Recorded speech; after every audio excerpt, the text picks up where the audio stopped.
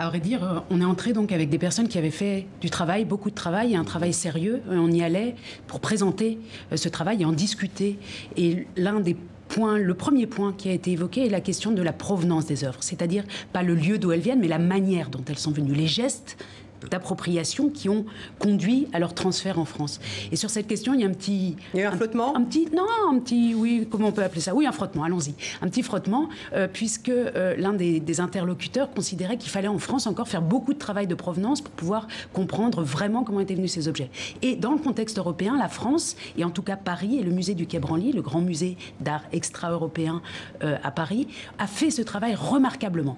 Il y a eu beaucoup de critiques sur le musée du Quai Branly, mais il y a une chose qu'on ne peut pas critiquer, c'est la qualité de ces inventaires qui sont tous online, en ligne, qui sont accessibles, qui sont des inventaires de très très haut niveau. Donc le travail scientifique a été fait en France par les musées, sur la par façon les universités. Dont ils avaient été captés, ces objets. Voilà. Et donc vous avez dit au président, là, il n'y a pas de doute, ces objets, ils ont été On lui a expliqué une typologie fine de manière dont ces objets étaient venus. Vous avez montré tout à l'heure le titre de butin, c'est une catégorie. Felwine peut en évoquer d'autres s'il le souhaite. On a fait une typologie très fine et c'est de ça qu'on a discuté et on a vu à partir de ce moment-là que la discussion était lancée.